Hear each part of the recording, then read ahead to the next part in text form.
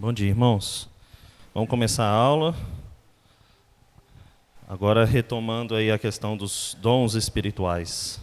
Semana passada a gente teve uma pausa aí, né? Tivemos aí o culto aí da ressurreição. Mas na aula retrasada a gente falou sobre dons. E o tema é o dom do Espírito. Então, ficou por definição, o que é o dom do Espírito? Alguém lembra? Qual foi a definição aí?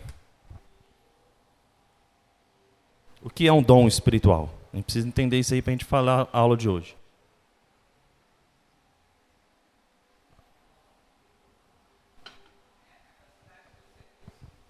Capacidade dos serviços na igreja. Mais alguém? Se ninguém responder, eu vou levantar um nome aí para responder, hein? O que é um dom espiritual? Pode falar com suas palavras mesmo. Se a gente não tiver isso muito fixo na cabeça, a aula de hoje não vai fluir, não. Capacitação dada pelo Espírito Santo. Mais alguém? Então, eu, por exemplo, eu tenho um dom espiritual, certo? Eu sou enfermeiro. Isso é um dom espiritual? Por que não?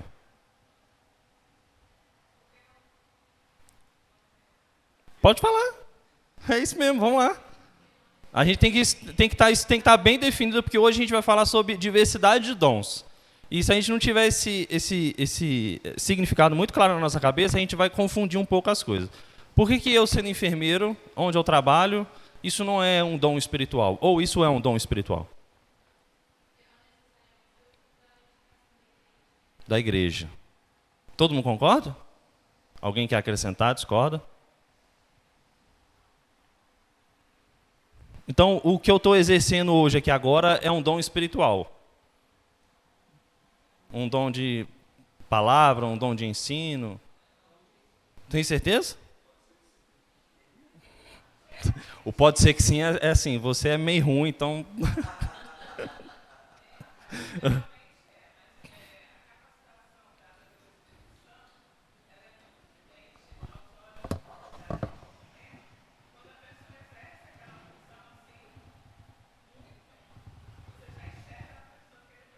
Isso.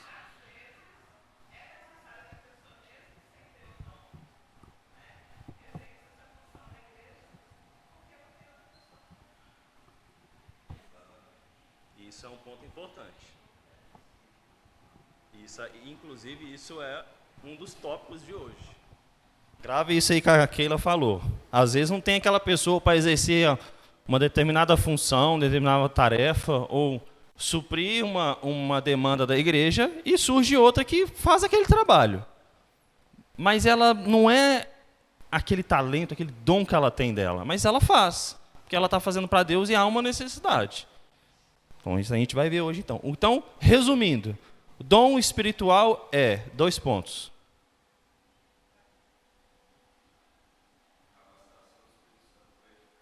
Capacitação do Espírito Santo para edificar a igreja. Então, eu, sendo enfermeiro, trabalhando no meu trabalho, isso não é um dom espiritual, é? Porque eu estou capacitando, edificando a igreja no meu trabalho? Não.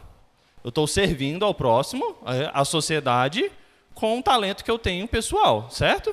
Isso difere de dom espiritual, que é para uso na igreja. Então, beleza. Então, esse é o dom e esse é o talento, certo? Bem claro até aí? Então, hoje...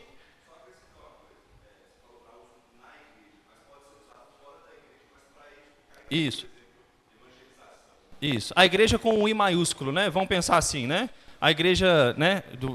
O reino de Deus, não o local em si, né? O templo em si, né? Perfeito. Então, o tema da aula de hoje é a diversidade dos dons. Então, se a gente tem em mente o que é um dom espiritual, e a gente também consegue definir, por consequência, o que é um talento, agora a gente vai entender a diversidade desses dons. Para que existe? O que é? Ou o que não é? Ou o que acabou, o que permanece? Então, a lista de dons. O Paulo, apóstolo, ele nos dá pelo menos 5 listas de dons espirituais. A gente não vai ver todas elas, eu peguei algumas aqui a título de exemplo, para a gente tentar entender o que são essas listas, o que Paulo nos passa a respeito dessas listas. Então vamos lá. Paulo nos passa 5. Todas essas listas elas são diferentes. Ou seja, elas não são iguais. Mas ela tem algumas coisas em comuns. Se a gente pegar essas 5 listas de Paulo, dá um total de 19 dons, como a gente vai ver a seguir. Vamos abrir a Bíblia lá em Romanos 12. Alguém abre para mim, pedir a Keila. Keila, abre para mim Romanos 12, 6 a 8. Vou pedir a Mariana que abre em 1 Coríntios 12, 29 a 30. 1 Coríntios 12, 29 a 30. Pedir a Eleni que abre em 1 Coríntios 12 também. Só que agora de 8 a 10. 1 Coríntios 12, de 8 a 10. Vamos ver um pouco a respeito dessas listas. O que Paulo trata a respeito disso? Keila, pode ler para a gente. 12, de 6 a 8.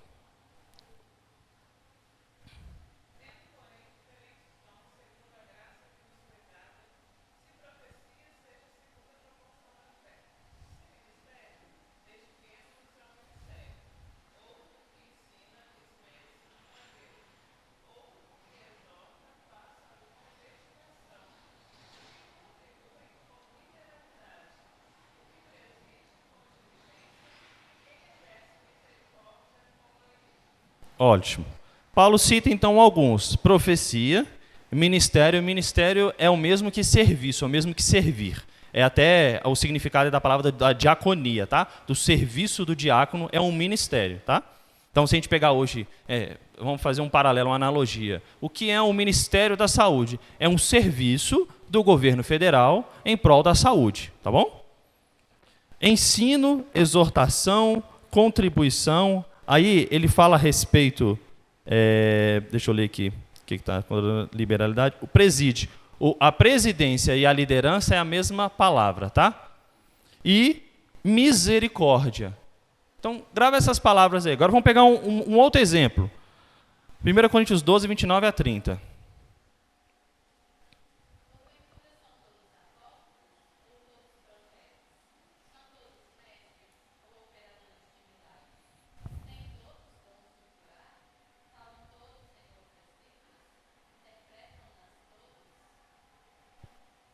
Veja, ele usa algumas palavras que são parecidas, e aí o foco de Paulo é falar, todo mundo exerce a mesma função?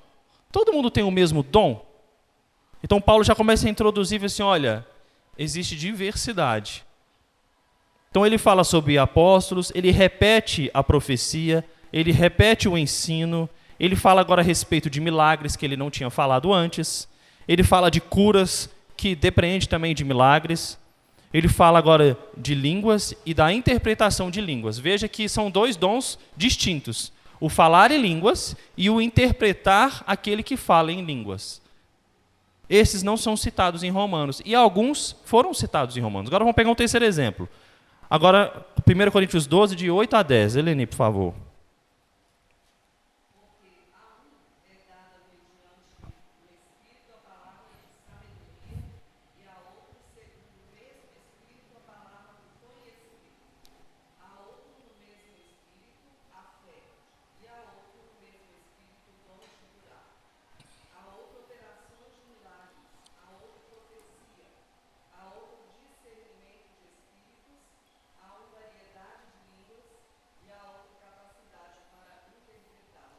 Então veja, no primeiro texto nós temos uma lista de dons.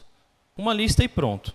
No segundo texto, lá no final de Coríntios, Coríntios fala, olha, existem esses dons, conforme o Espírito dá. E agora no início de Coríntios a gente vê também mais um entendimento. Por que há essa diversidade? Porque o Espírito dá para um isso, para um aquilo, para um esse, para um aquele. Por quê? Porque é o próprio Espírito que concede. Então, a diversidade dos dons, ela vem de Deus e somente de Deus. Aí a gente vai entender o porquê dessa diversidade. Então, repetindo, a diversidade dos dons, ela vem de Deus e somente de Deus. Por quê? Primeiro, porque Ele quis que seja assim. E segundo, que há uma razão lógica e de crescimento de igreja para isso. Vamos observar que tem dons que eles se repetem, e há também um propósito nisso. Profecia e ensino, elas são mencionadas nessas 5 listas que eu passei, em 4 delas. Ou seja, há um grau de importância aí, há um grau de ênfase. Paulo retoma aquele mesmo dom várias vezes, no sentido de sempre relembrar os irmãos da importância daquilo.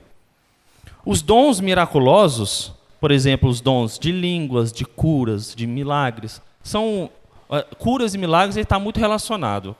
Se há cura, de modo extraordinário, é um milagre em si, né? Então, você vê que eles se correlacionam. Esses dons, eles são mencionados somente em 1 Coríntios. Então, a gente já começa a pensar. Até um paradoxo entre algumas igrejas e denominações, né? Se não há milagre, se não há manifestação de línguas, se não há poder, cura, ali não há o Espírito Santo. Mas é que a gente não encontra embasamento bíblico para isso. Porque o ensino, a exortação, a palavra, a liderança, ela é repetida muito mais vezes na Bíblia do que o dom de línguas, de curas, de milagres. E isso, inclusive, teve um propósito. Vamos analisar aqui. 1 Coríntios 12, agora vamos lá. 28. Será que é esse mesmo? Isso. 1 Coríntios 12, 28. Acompanha a leitura aí comigo. Paulo estabelece aí uma ordem agora de quê? De importância. Olha o jeito que Paulo escreve.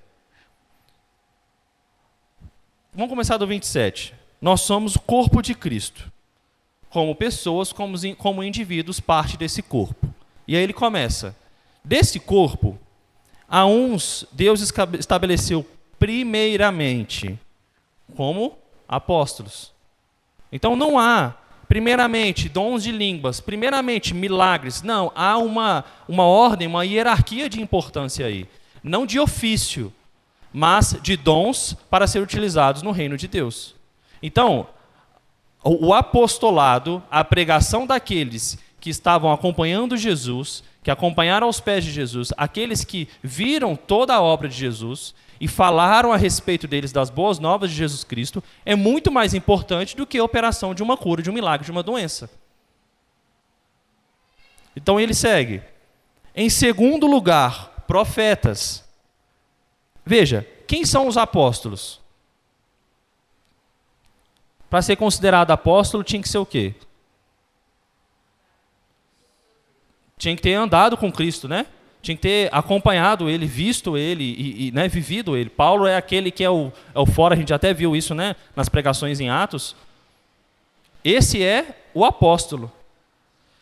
Depois desse que viu com seus próprios olhos, vivenciou e repassou isso, as boas novas de Cristo, tem os profetas. Quem são os profetas? Nesse tempo aqui de 1 Coríntios, quem são os profetas? Fala a respeito de quê? Isso, somos nós, certo? Somos nós os profetas. Porque nós falamos a respeito da palavra, certo?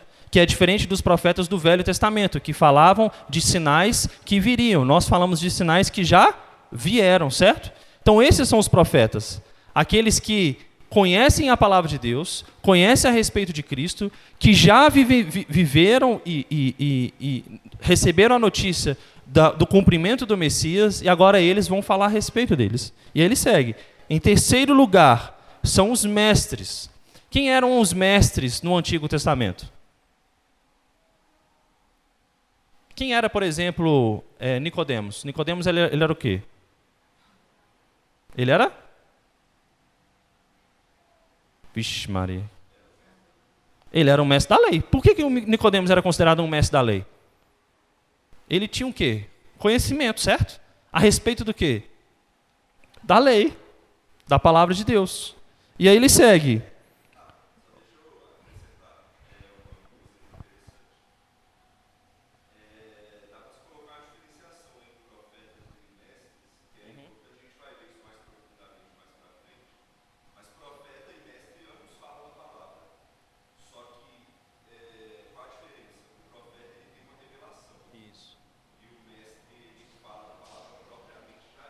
passado. Perfeito. Existia profecia ainda nesse tempo, certo? Nós estamos, por exemplo, em 1 Coríntios.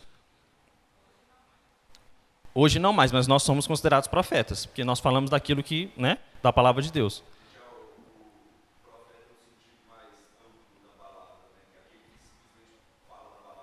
Isso, exatamente.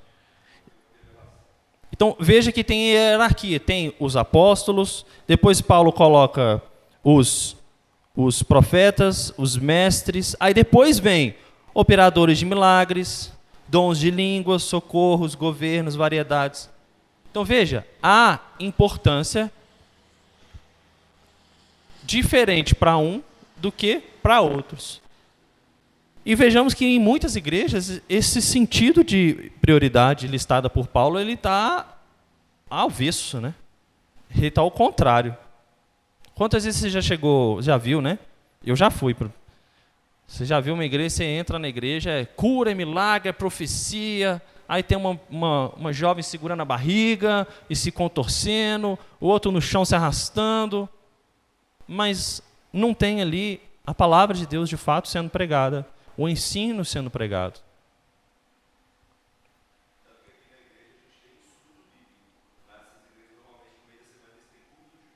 Isso. Culto de libertação, expulsão de demônios, fogueira santa de Israel. Então, até lembrei um caso de um amigo que foi numa dessas igrejas, entrou dentro de uma tenda, o cara chacoalhou. Quando viu que ele não ia cair no chão, ele falou, sai daqui. Aí ele saiu. Então, é dada a importância a um dom que a gente não vê isso na Bíblia, e não vê em lugar nenhum.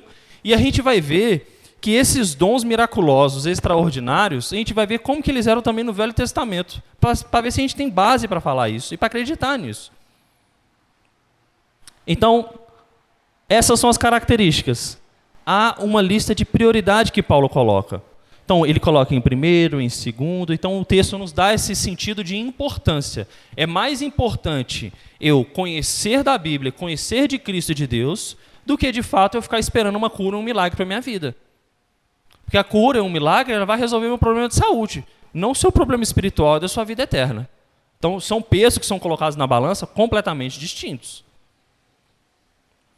E isso foi importante para a igreja de Corinto, porque, repare, lá em Atos dos Apóstolos, acontece o evento do Pentecostes. Depois, lá na igreja de Coríntios, foi dada uma ênfase muito grande a esse dom de línguas. E Paulo usa essa lista de prioridades justamente para falar, olha, para de ficar pensando o tempo todo nessa questão de dom de línguas. Todo mundo aqui já se entende. A gente não está tendo essa dificuldade mais. E para que vocês estão dando tanta importância nisso?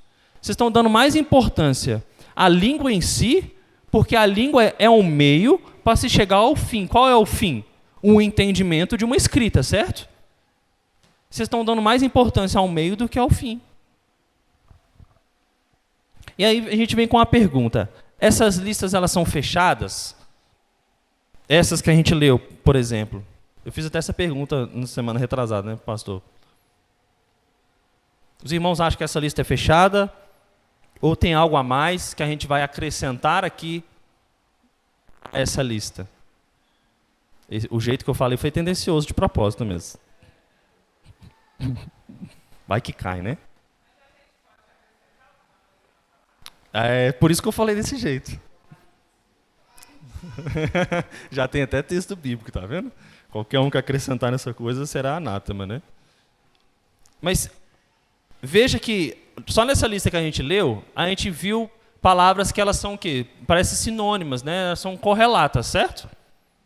Então vamos tentar responder isso daí. A sobreposição de dons. Veja que eu falei, por exemplo, com o dom de milagre e o dom de cura, certo? Aí o dom de cura não é um dom de cura farmacêutica, né? Nesse caso, padrão dos velhos tempos. Não, é uma cura extraordinária, tanto que é um dom. Então, uma cura de uma doença de forma extraordinária é o quê? É um milagre, certo? Porque vem de Deus, certo? É algo sobrenatural. Então, existem, por exemplo, palavra de ensino e palavra de sabedoria. Faz a diferença de uma de outra para mim, por favor. O que é uma palavra de ensino de uma palavra de sabedoria? Alguém consegue fazer?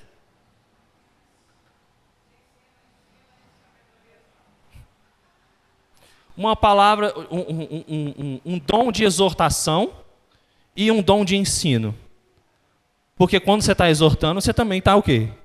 Ensinando. Está vendo que é difícil a gente fazer essa diferenciação?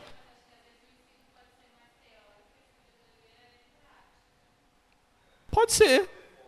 Pode ter sim. Mas hoje, por exemplo, eu estou exercendo o dom de quê? De ensino, certo? Certo? Para exercer um dom de ensino, eu também tenho que ter o quê? Um dom de sabedoria. Por quê? Porque eu não posso falar tudo o que eu quero. Eu não posso falar tudo o que eu penso.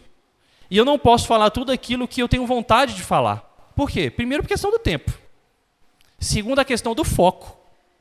Eu tenho um objetivo de uma aula hoje. Eu não estou aqui para ficar divagando e falando tudo o que eu quero, tudo o que eu penso a respeito do assunto. Existe um roteiro e um objetivo de, olha, foi proposto isso para a igreja aprender a respeito desse tema. Certo? Então eu também preciso ser sábio nessa escolha, nessa peneira.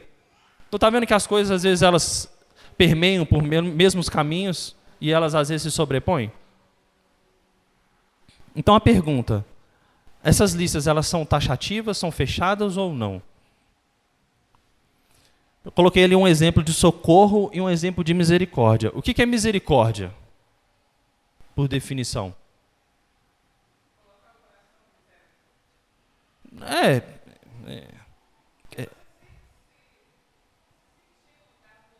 Isso, se compadecer, né? De fato. Perfeito. Exatamente. E o dom de socorro? A pessoa está ali precisando de uma ajuda, e você vai o quê?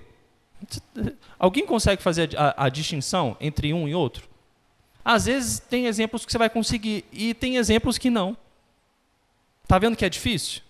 E Paulo usa essas palavras, que às vezes elas se sobrepõem, e ora não, para justamente isso. Ele não passa muito mais o princípio daquilo do que, de fato, um exemplo fechado e limitado. Esse é o importante para a gente entender. Então, essas listas, elas são representativas. Não. Elas não são fechadas. Por elas serem representativas, elas não são fechadas. Há um princípio básico do dom da misericórdia, do dom do ensino, do dom do socorro, do dom da palavra, do dom da exortação, do dom da profecia, do dom da interpretação de línguas. Há um princípio básico, mas a gente não consegue delimitar e fechar. Isso que eu estou exercendo faz parte desse dom. Não, essa função agora que eu exerço faz parte desse dom.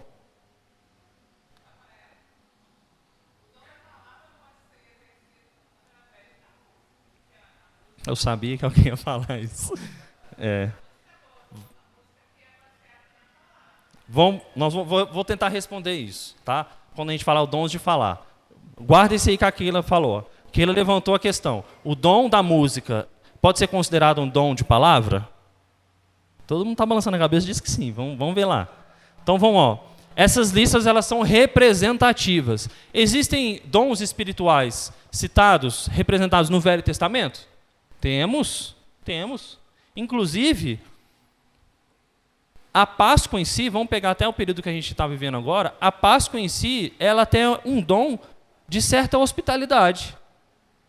Porque o que acontecia quando uma família não tinha a condição financeira de ter um carneiro ali para imolar e comer com as ervas amargas e os pães asmos? O que acontecia?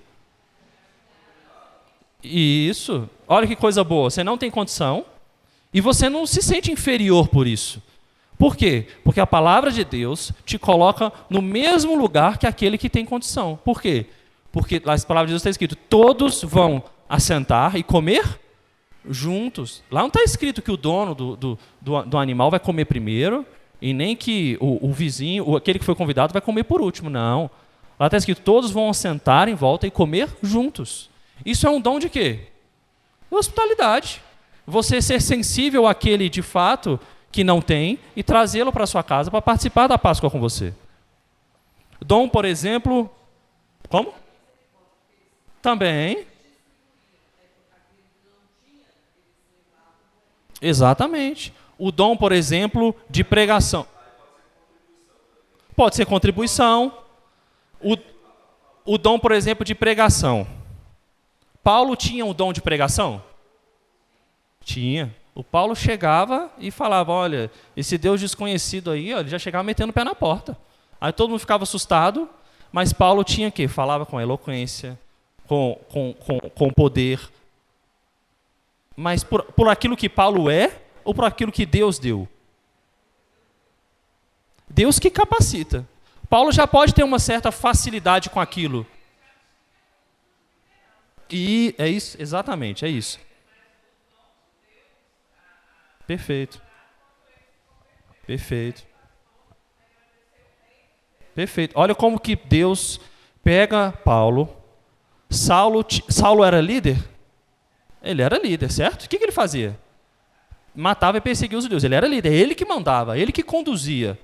Agora Deus pega Saulo, agora é Paulo, e aquela liderança, aquele punho que ele tinha, é utilizado agora para quê? A serviço de Deus. É virado dom espiritual. O que antes não era.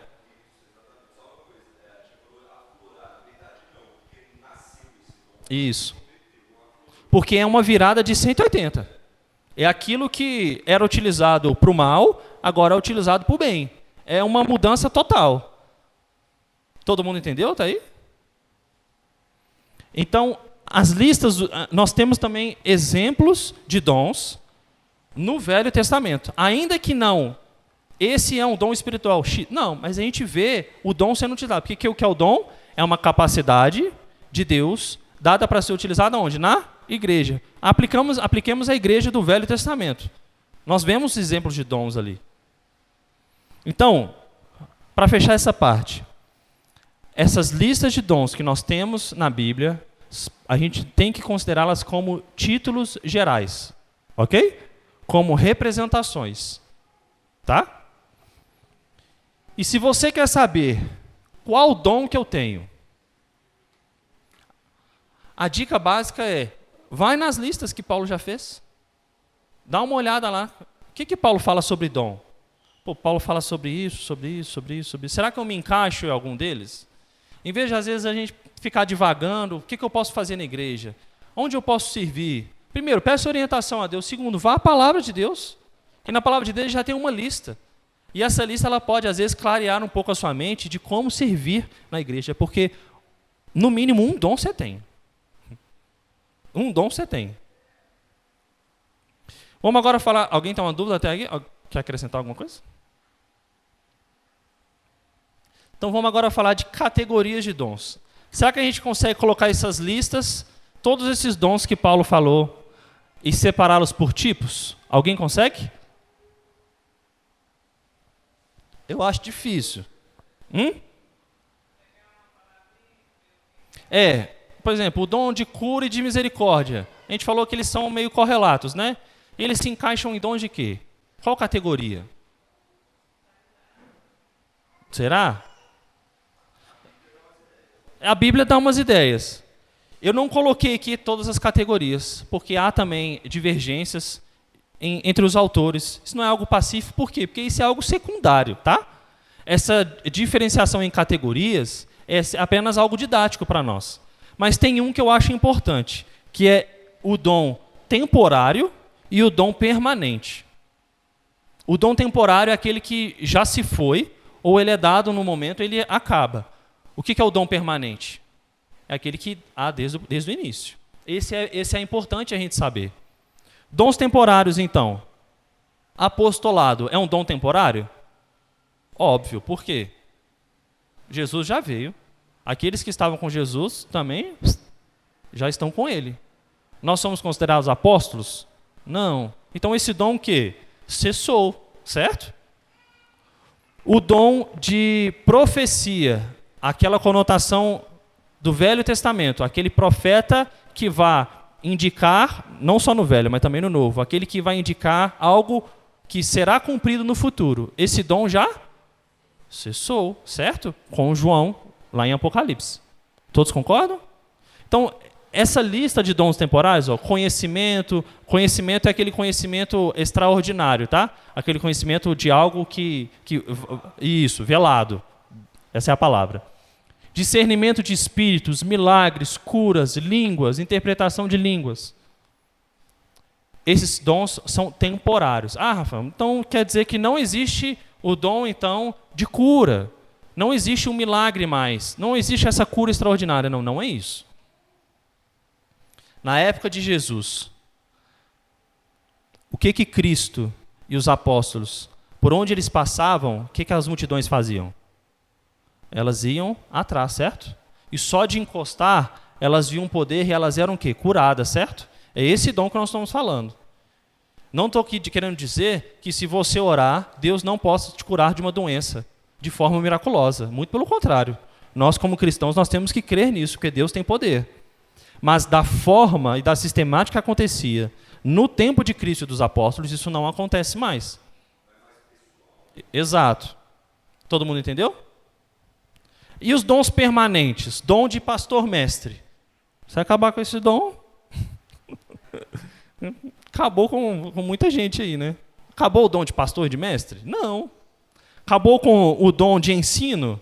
Nunca. O dom de ensino e o dom do conhecimento, que no caso, ensino, conhecimento ligado, ele é importante a gente dizer isso. O dom de ensino, ele nunca vai cessar. Nem mesmo quando Cristo voltar. Porque quando Cristo voltar, novos céus e nova terra tiveram que ser feitos novos, a gente vai estar na melhor faculdade de todos, no curso assim, top das galáxias. Todo mundo aprendendo aos pés de Cristo.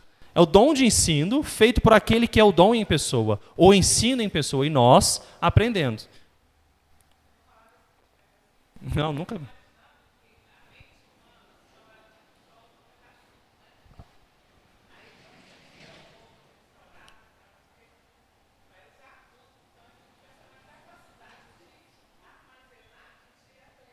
É. Sim. Sim. Sim. Quem aqui decorou a tabela periódica? A tabuada, aquele lápisinho que tinha aquela tabuada era bom também. Né? Tabela periódica. Eu achava osso duro de roer. E olha que eu sou mais ligado à química e biologia. Achava osso duro de roer decorar uma tabela periódica. Aí tinha os mnemônicos, né, que a gente decorava. O que Adão fez? Ele deu nome para quem? Para todos os seres viventes, todos os seres viventes. Ele nomeou um por um. Então, de fato, o pecado ele limita a nossa mente, o nosso cognitivo, o nosso espírito, tudo. Então, esses dons à direita, eles são permanentes. Então, pastor, mestre, ensino, liderança, governo. Nós temos liderança e governo? Tanto eclesiástico como secular, certo? Socorro, exortação, misericórdia, serviço. Esses são dons que edificam a igreja. Sem esses dons, a igreja não cresce e não é edificada. Agora, existem outros três tipos de dons, que a gente pode colocar em 3 categorias. Dons de falar, dons de servir e os dons de sinais. Esses 3 nós vamos falar agora. Falar, servir e sinais. Vamos tentar entender um pouco. Olha como que é difícil a gente limitar certos dons. O dom que eu estou exercendo agora é um dom de falar ou de servir? Vocês já sabem a resposta.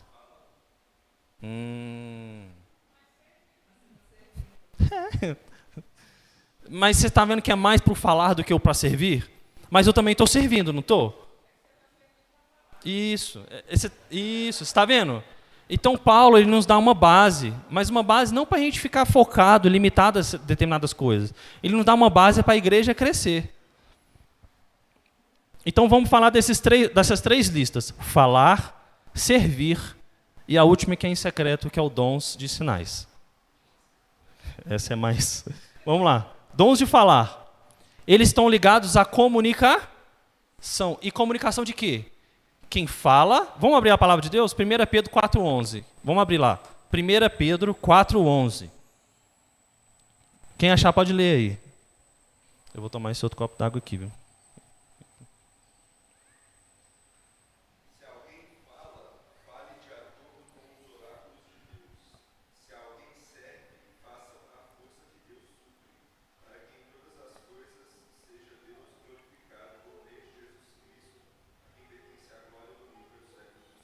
Perfeito. Então, quem está exercendo o dom de fala, ou quem exerce o dom de fala, ele tem que falar conforme a palavra, não conforme aquilo que ele acha ou que ele pensa.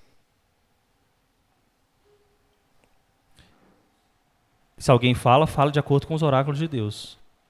Há uma linha aí de teólogos que defendam que esse dom de fala, ele é um dom de ofício, está ligado a cargo. E estava ligado a cargo da igreja primitiva, e que esse dom de fala cessou. Tá? Ele é um dom que foi exercido lá no início da igreja primitiva, e esse dom não existe mais, esse dom de falar. Mas vamos parar e pensar e tentar entender. Será que de fato o dom de fala acabou? Então, vamos pensar sempre na edificação da igreja, que é para isso que servem os dons. Se não há o dom de fala, a igreja pode ser edificada? Não totalmente. Porque a igreja é edificada por meio de quê? Principalmente da palavra, certo? Então o dom de fala serve para edificar a igreja. Então nós vemos que isso não é um dom ligado ao ofício e não estava ligado à igreja primitiva. Está ligado à igreja até os dias de hoje, até quando Cristo voltar. A outra lista, dons de servir. Então alguns falaram que eu estou servindo. Outros falaram que eu não estou servindo. Outros falaram que eu estou mais falando do que servindo. Vamos tentar entender o que é o dom de servir, tá? Como conceito, base, tá? Vamos abrir lá, 2 Coríntios. Vamos abrir todo mundo lá. 2 Coríntios 8. Vamos ver o que Paulo escreve lá. Esse é um exemplo clássico do dom de servir. E às vezes você vai até enxergar algum irmão aqui nesse dom. 2 Coríntios 8, de 1 a 3. Olha o que está escrito assim. Ó. Fala a respeito da oferta que foi ali ajuntada para os irmãos da Macedônia. Diz assim a palavra de Deus. Também, irmãos, vos fazemos conhecer a graça de Deus concedida às igrejas da Macedônia. Como que foi?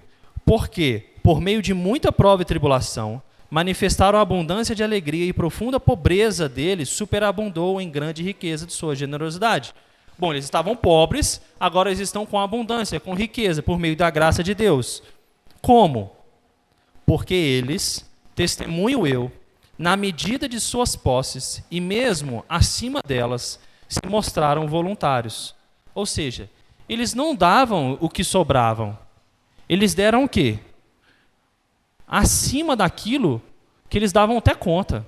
Era algo que extraordinário. Era algo fora do normal. Esse é o exemplo de servir, do serviço.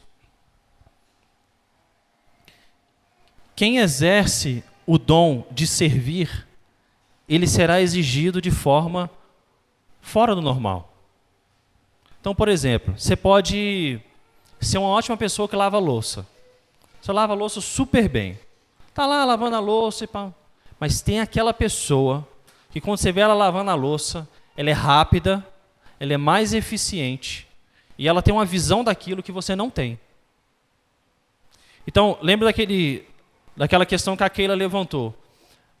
Há necessidades dentro da igreja de serviço que não tem pessoas para exercer, mas outras suprem essa tarefa. Mas a gente sabe que não é de fato o ofício, o dom daquela pessoa fazer determinada coisa. Você já deve ter imaginado exemplos aí na sua mente, dentro da vida da igreja mesmo. Então, aquele que exerce o dom de servir, ele exerce de forma além do normal. Ele sempre será além do normal e ele será cobrado por fazer além do normal. Porque o normal todo mundo faz. Mas aquele que serve, ele tem que servir com mais do que aquilo. Todo mundo entendeu? Isso serve muito para os diáconos. E de fato, porque o dom de servir, do diaconato, do ministério, ele é assim. O diácono é aquele que faz mais do que simplesmente, vou colocar isso aqui no lugar, vou colocar um copo d'água. Porque isso qualquer um pode fazer. Não, o diácono ele chega mais cedo, quando ninguém nunca viu. Você nem chegou na igreja, o diácono ele já está aqui, ele já está preparando, ele saiu de casa mais cedo. Você vai embora para sua casa, pega o seu carro, vai a pé para sua casa, vou chegar lá. O diácono permanece na igreja. Por quê? Porque ele faz mais do que aquilo, do que um membro normal, um membro comum. Porque ele que fecha a igreja, ele que zela a igreja. Consegue entender? Aquele que faz além daquilo que é o normal, o ritual? Isso. Exatamente. Pastor?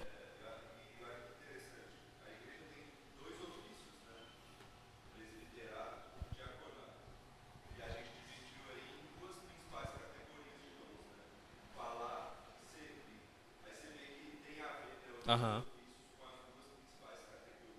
Perfeito. E uma não impede a outra, né? Mas olha só, o presbítero, ele pode fazer a função do diácono? Deve, né? Na necessidade que ele vê as coisas, deve, sim. O diácono, se chamar ajuda, deve. E o diácono? Ele pode fazer a função do presbítero? Porque há uma hierarquia aí. Ó, todo mundo entendeu a brincadeira. Ele deve. Ele deve. Exatamente. O diácono na Bíblia, o que ele fazia? Ele ia lá na frente do púlpito, abria a palavra de Deus. Como que Estevão falava? Com poder. Ele era impetuoso naquilo que ele falava. Ele falava com vontade, com verdade. E ele era o quê? Ele era diácono. Mas veja, há a questão da necessidade do momento e há a questão do contexto todo que ele está vivendo. Mas há o ofício ligado à pessoa. A pessoa, ela tem aquele dom. Se ela tem aquele dom, ela pode exercer outras coisas, mas assim como a Keila falou, ela vai exercer, mas não é o dom de fato que Deus deu para ela. Então veja que a gente não consegue ver nenhuma hierarquia, desfazendo aqui a brincadeira que a gente fez. Você consegue ver hierarquia no falar e no servir? Nenhuma. Por quê? Todos são os dons para a edificação da igreja. A igreja sem o diácono, ela está completamente bagunçada e sem ordem. A igreja sem o presbítero, ela não tem o quê? O conselho para tomar as decisões a respeito do corpo eclesiástico. Você veja que cada um tem a sua função. E é como a gente vai falar a respeito disso dos membros. Vamos correr aqui. Dons de sinais é o último. Esse é o mais fácil de todos, né? O que são os dons de sinais? O Diácono Luiz?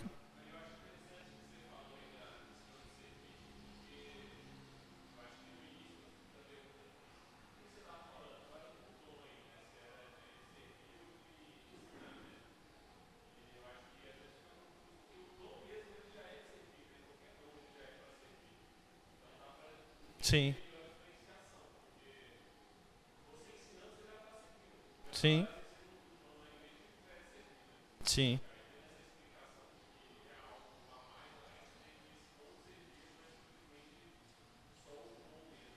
Perfeito.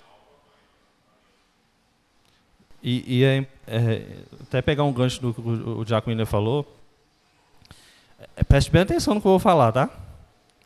Se você não serve a igreja de alguma forma, você está pecando. Você precisa servir a igreja de alguma forma. Algum jeito você tem que servir a igreja. Porque você não está aqui a serviço, para ser servido, mas você está a serviço, corrigindo.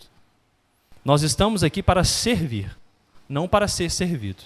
Por isso que quando você vem para o culto, você não vem aqui para assistir um culto. Igual você liga uma televisão, senta aqui e assiste. Não, você está aqui o quê? Prestando um culto a Deus. A gente está aqui servindo a Ele. O que são os dons de sinais?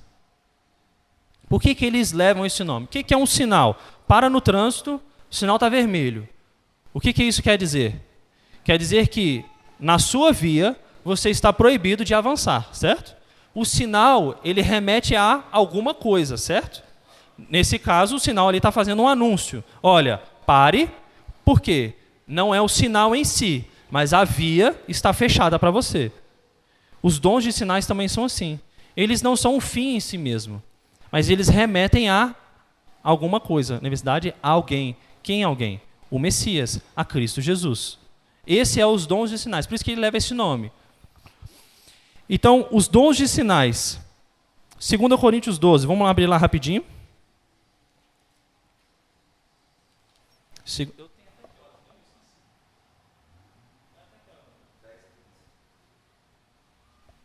2 Coríntios 12, 12. Vou abrir lá, ó. Credenciais de um apóstolo. Pois as credenciais do apostolado foram apresentadas por meio de vós, com toda persistência, por meio de quê? Sinais. Por que o dom de sinais é uma credencial para o apostolado? Porque os apóstolos funcionam como o quê? Tinham a função de falar, eles eram um meio para falar a respeito de Jesus. Assim como o farol, o sinal, fala a respeito da via, os apóstolos, eles funcionavam como uma luz, falando a respeito do Messias, certo? Jonas foi um sinal para os ninivitas. Por que Jonas foi um sinal para os ninivitas? Quem que lembra lá dos ninivitas? O que falaram sobre os ninivitas? Eles eram conhecidos como o quê? Senão nós vamos abrir lá e a gente lê. O que Jonas falou quando Deus falou com ele, você vai pregar lá na terra de Nínive? Qual foi a resposta de Jonas? Eu não vou não. Ninivitas? Tô fora. E por que Jonas foi um sinal? Por que Jonas ele tem esse símbolo? Porque mesmo ele sendo avesso àquilo, ele é usado por Deus. Por que Jonas ficou 3 dias dentro de um grande peixe? Aprontava para quem? Exato. E tudo funciona na Bíblia como sinal, principalmente no Velho Testamento. E no Novo Testamento, o livro dos sinais é o quê? Apocalipse. Porque Apocalipse pega todos os livros que já foram escritos, todos aqueles sinais que o povo já conhecia, e usa daqueles sinais como uma figura para remeter a quem? A Cristo e à volta do Messias. Então esses são os dons de sinais. Então Deus quer que a gente ande por fé e não por vista. E é importante, os milagres não garantem a fé. Então, se você vê uma igreja, está escrito assim, culto de milagres, culto da prosperidade, culto da cura miraculosa, quarta-feira, 20 horas. Milagres não garantem a fé. Mas de onde você está tirando isso? Vamos para a Bíblia? Vamos pegar lá. Moisés. A gente tem... É importante a gente dizer isso. Nós temos 3 grandes períodos de sinais miraculosos, extraordinários na Bíblia. O primeiro é de Moisés. Moisés, ele permeia, ele vai até Josué. Por que o período de Moisés é um período de grandes sinais? Porque Moisés é aquele que recebeu a revelação, certo? Os oráculos de Deus. O Pentateuco foi lá revelado, escrito por Moisés. Mas por que há tantos sinais ali? Para que o povo que estava recebendo aqueles oráculos de Deus percebesse que aquele que estava falando, Moisés, ele falava sobre outro, que era Deus. Que ele, o Deus, é miraculoso. Então, quando o povo estava fugindo do Egito, Moisés, ele bate o cajado nele, o mar faz o quê? Ele se abre. E o povo passa. E logo depois que o povo passou, o que aconteceu com o mar? Ele se fechou e ele engole os egípcios. Então o povo estava no meio do deserto, durante o sol, uma nuvem parando sobre eles, para quê? Para que a temperatura ficasse agradável. De noite, durante o frio no deserto, uma coluna de fogo. Quando eles tinham fome, Deus mandava um maná caindo dos céus, todos os dias. Você já imaginou você vendo esses milagres? Aí tem pessoas que falam, não, mas se fosse nos dias de hoje, esses milagres seria, rompendo em fé. O trem ia ser bom. Ia ser, espiritualidade. Mas vamos ver lá na Bíblia. Como que o povo agia em meio a esses sinais? Com rebeldia. Não tinha grande avivamento nesses tempos. Não tinha grandes transformações. O povo agia de forma rebelde. De forma, nossa, que coisa boa. Passava 2 minutos, eles queriam comer o quê? Os restos de comida lá no Egito. Voltar a ser escravos. Então, milagres não garantem fé. E peguem, por exemplo, grandes homens. Davi era um homem segundo o coração de... Qual foi o milagre que Davi operou? Nenhum. Então, qual o milagre que o pastor tem que operar aqui na igreja? Nenhum. se Deus quiser que ele opere e use a vida dele. Mas esse não é o meio normal, o meio ordinário. E nós não temos na Bíblia. Aí vamos citar um outro exemplo, por exemplo, na época de Jesus, é o terceiro período. Tem um período também de Elias e Eliseu também, de grandes milagres, né? Na época de Jesus, período de grandes milagres, certo? Jesus andava e emanava o quê? Poder sobre ele. A palavra de Deus, a gente tem uma imagem como se fosse Cristo andando, aquela poder visível saindo dele, os apóstolos em volta e a multidão indo ao redor, e só de chegar perto as pessoas eram curadas. Saía poder de Jesus. E na época de Jesus, houve grande avivamento da igreja? Não. Mataram. Um dos seus apóstolos trai Cristo. E quando Jesus morre, o que os apóstolos fazem? Qual que é a primeira coisa que os apóstolos fazem quando Jesus morre, no outro dia de manhã? Eles vão fazer o quê? Ó. Jogar a rede, ó. Pescar. Então você vê que milagre não tem relação com fé. Agora, quando Jesus volta, as coisas mudam. Quem da família de Cristo creu em Cristo como Messias antes da sua morte? Quem? Quem? Talvez a mãe. Talvez a mãe. Mas a Bíblia não dá nenhuma confirmação base para a gente falar, não, a família de Cristo toda acreditou. Não, muito pelo contrário. Inclusive Tiago, irmão de Jesus, ele ainda escreve e deixa claro que ele só creu depois da sua ressurreição. Maria, aí depois que ele é ressurreto, aí as coisas mudam. Não, agora o negócio mudou. Agora eu vou acreditar mesmo, porque agora eu estou vendo. Mas as pessoas precisavam olhar, às vezes, para quê? Para as marcas nas suas mãos. Tomé precisou ver para crer. Então você vê que o milagre e a fé, eles não têm relação uma coisa com a outra. As coisas sobrenaturais, elas não encantavam um povo de forma permanente, não. Mas Deus quis que esses sinais fossem manifestados para provar e mostrar para esse povo que eu sou sobrenatural. Vocês não. E vocês estão sendo cuidados por mim. E qual que é o objetivo dessa diversidade toda? Desses dons. Dons de falar, dons de servir, dons de sinais. Os dons que foram temporários, os dons que são permanentes. Os dons que às vezes a gente fica na dúvida se a gente se encaixa ou não. Vamos tentar responder a pergunta da Keila. Keila disse que a música é um dom, porque é um dom de palavra, um dom de ensino. A maioria balançou a cabeça concordando. Alguém discorda? Isso já é um detalhe importante. Nem todas as músicas. Sim. Isso. E isso é até importante a gente entender para quem sabe o que a gente está cantando. O que são os salmos, por exemplo? Os salmos são o quê? São músicas, certo? Eles cantavam e recitavam os salmos, certo? E salmos é o quê? É a palavra de Deus, certo? Então os salmos podem ser considerados o dom? Sim. O dom de palavra? Pode. Um dom de ensino? Pode, porque se a gente ler salmos, a gente está exercendo ali um dom de ensinos, né? É um dom de conhecimento, certo? Se alguém fala a respeito de salmos, prega salmos como o pastor estava pregando, ali é um dom de ensino, certo? Um dom de palavra. Então, se a gente cantar as músicas, então a gente está também exercendo esse dom? A primeira... Isso. Tudo que a gente faz, se estiver de acordo com a palavra de Deus, isso vai edificar a igreja, certo?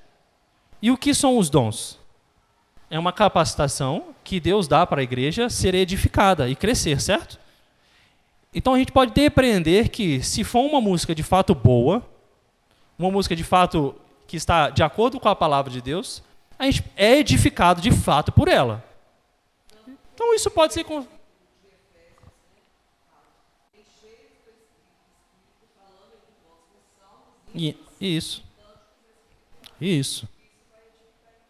Isso.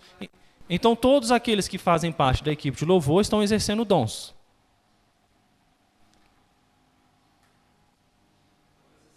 Eu acho que não necessariamente. E aí eu vou explicar o porquê, fazer até um paralelo com o meu exemplo. Eu sou enfermeiro, certo? No meu trabalho, eu exerço um dom espiritual? Não. Ah, mas você está no seu trabalho, você não está na igreja. Sim, mas tem pessoas que estão na igreja exercendo ofícios, por exemplo, na música, que eles exercem lá fora. E às vezes não há diferenciação nisso. Por quê? Porque a pessoa tem esse talento em si, certo? Então a gente não pode, de fato, pegar... O diácono André, ele exerce um dom aqui na música. Por quê? Porque ele está usando o que ele sabe para edificar a igreja. Ótimo, e que ele continue fazendo isso, assim como todos os outros. Mas, de fato, a gente bater um martelo e fechar, isso é um dom espiritual. A gente não tem base bíblica para afirmar isso.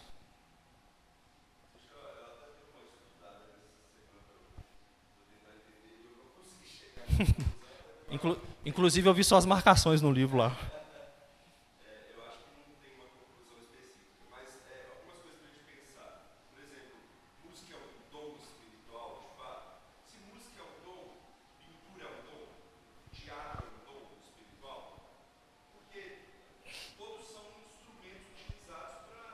Isso.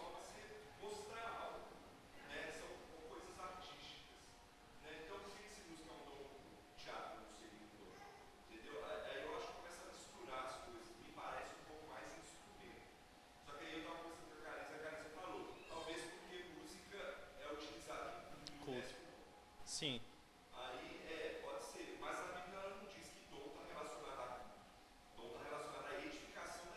Perfeito.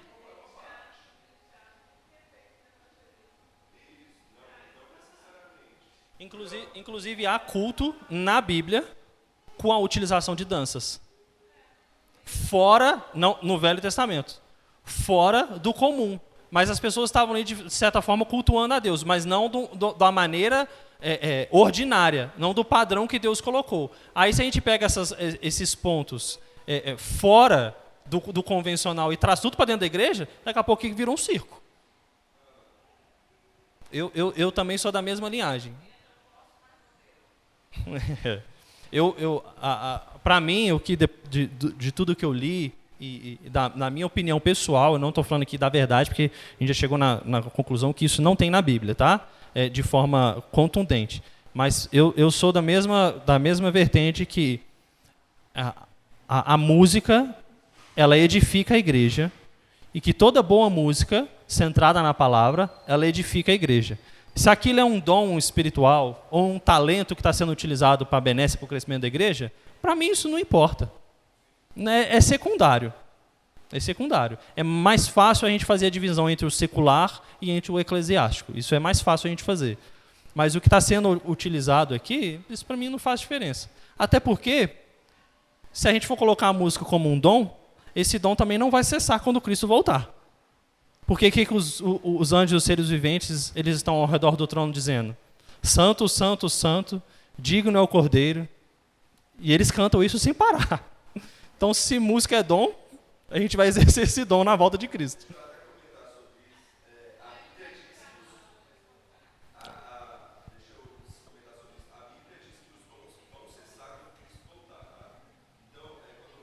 É bom falar isso. Isso. Perfeito. Só vai ter igreja?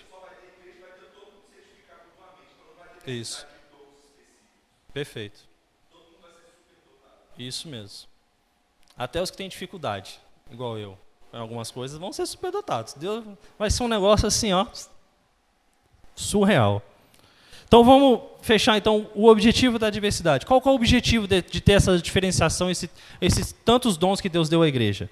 1 Coríntios 12, 14. O corpo não é feito de um só membro, mas de muitos. E como Paulo fala, assim, um corpo bem ajustado, assim também deve ser a igreja de Cristo. O que Paulo quer dizer com isso? A questão do corpo, dos dons e a relação que ele faz dos dons com parte de um corpo. Todos funcionam como um todo. Cada um no seu papel, cada um exercendo o seu dom. Agora, repare, tem algum membro, alguma parte do corpo que não está exercendo alguma função? Ou essa parte está morta, ou ela não faz parte do corpo. Por isso que quando eu falei, se você não serve à igreja de alguma forma, tem trem errado aí. Porque o seu corpo, todas as partes do seu corpo, ela exerce uma função. E se você faz parte do corpo, você tem que servir de alguma forma. Aqueles que podem... A igreja, então, tem essas duas características. A característica de unidade, que o conjunto faz o corpo, e a característica da diversidade. Cada um exerce funções diferentes. E isso é bom. E foi bom que Deus fez assim. Aqueles que possam se sentir inferiores. Isso já foi até levantado aqui, por exemplo. A gente estava falando, por exemplo, o dom da oração, né? Aquele que tem o dom da oração. Por vezes ele não é visto na igreja. Ou na frente da igreja. Ou ele não tem aquele destaque visível, não de importância. Mas ele exerce um dom. E isso o torna menos importante, o seu dom ou a sua pessoa?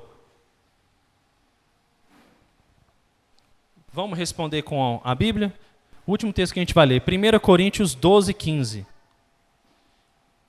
O dom, ele é mais importante, ele torna a pessoa mais importante ou menos importante? 1 Coríntios 12, 15. Então a pergunta é essa. Você pode se sentir inferior por exercer um dom não tão visível? Ou você pode se sentir superior por exercer um dom mais visível? 1 Coríntios 12, 15. Se disser o pé, o Paulo sempre usa essa questão do corpo, olha só. Se disser o pé, por que não sou mão, não sou do corpo? Nem por isso deixa de ser corpo. Se o ouvido disser, porque eu não sou olho, não sou do corpo. Nem por isso deixa de ser. Se todo o corpo fosse olho, onde estaria o ouvido? Se todo fosse o ouvido, onde estaria o olfato? Mas Deus dispôs os membros, colocando cada um deles no corpo como lhe aprouve.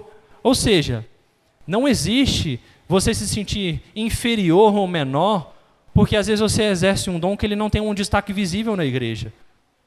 Se você é olho, a sua função é enxergar. Se você é olfato, sua função é sentir o cheiro. Se você é mão, a sua função é pegar, é o tátil. E cada um tem essa função. E o corpo todo tem a função principal, que é a edificação da igreja. Todo mundo entendeu? Então, às vezes, a gente tem até um problema, isso aí. A gente confunde sentimento de inferioridade. Aquela pessoa ali, ela é muito humilde. Olha que pessoa humilde. Ela está orando ali, ou então ela está exercendo aquele dom ali quietinha. É uma pessoa humilde. A gente tem que tomar muito cuidado. Porque isso pode se tornar orgulho às avessas. Sabe aquela pessoa que às vezes ela se coloca como humilde, mas na verdade ela é uma das mais orgulhosas de todas. Ela se coloca naqueles trabalhos que são menos visíveis, mas na verdade o coração dela está cheio de orgulho. Eu conheço vários exemplos assim. Então, não há superioridade ou inferioridade no exercício dos dons, tratando da pessoa. De novo, não há superioridade ou inferioridade a respeito do exercício dos dons. Há superioridade, prioridade no tipo de dom. Então, se a pessoa fala a respeito da palavra de Deus, esse dom é mais importante daquela pessoa que está falando a respeito da cura. Isso nós já vimos. Todo mundo entendeu? Um fala a respeito do dom em si, o outro fala a respeito da pessoa em si. Ok? Então, embora nenhum corpo seja inferior, nós vemos também que nenhum corpo ele é completo em si mesmo. O pastor, por exemplo, se fosse só ele exercendo as funções da igreja, ele não daria conta. Não tem como. Se a gente não tivesse pastor, tivesse só presbítero, seria difícil demais dar conta. Eu não daria conta, não. Se tivesse só diácono, o mesmo. Então, a contribuição de cada membro do corpo, ela é valiosa. E o corpo bem ajustado, edifica a igreja de Cristo. Amém? Todo mundo entendeu? Alguém tem alguma dúvida, contribuição? Então está encerrado.